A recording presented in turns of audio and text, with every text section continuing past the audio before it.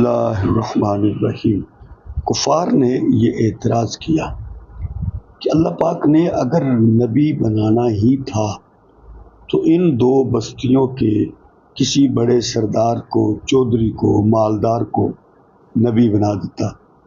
کفار مشرکین کے نزدیک منصب نبوت پر فائز ہونے کے لیے مال و دولت کا ہونا اور اسی طرح تاج و سلطنت کا قلم دان ہونا ضروری تھا۔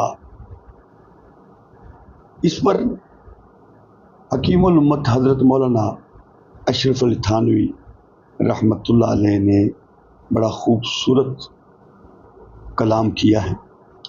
آپ فرماتے ہیں کہ کفار مشرکین کہتے تھے کہ اللہ نے ان دو عظیم بستیوں کے کسی بڑے آدمی پر قرآن کو کیوں نہیں نازل کیا، یعنی طائف، مکہ المکرمہ، وہاں کے بڑے آدمی پر، دولت مند پر قرآن کو نازل کیوں نہیں کیا۔ سورہ زخرف کی یہ آیت ہے۔ حالانکہ نبی اگر ہمیشہ صاحب سلطنت اور صاحب مال ہوا کرتے تو ان کا اتباع سلطنت اور مال کی وجہ سے ہوتا اور اس سے حق ظاہر نہ ہوتا۔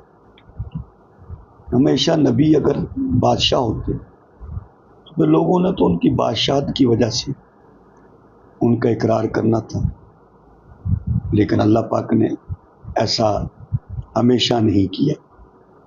لیکن نبی کی ذات کے پاس مال بھی نہیں، حضور نبی کریم علیہ السلام قرضہ بھی لے رہے ہیں، لیکن لوگ پھر بھی کلمہ پڑھ رہے ہیں۔ تو یہ نبی کی نبوت کی وجہ سے کلمہ پڑھا جا رہا ہے، نبی کے مال کی وجہ سے نہیں، دولت کی وجہ سے نہیں۔ اس لیے اللہ پاک نے ہمیشہ نبیوں کو صاحب سلطنت، ظاہری حکومت وہ نہیں عطا فرمائی، تاکہ لوگ ان کی صرف سلطنت کی وجہ سے ان کا کلمہ یا ان کی اتباع نہ کریں، بلکہ ان کی اتباع ان کے نبی ہونے کے اعتبار سے کیا ہے۔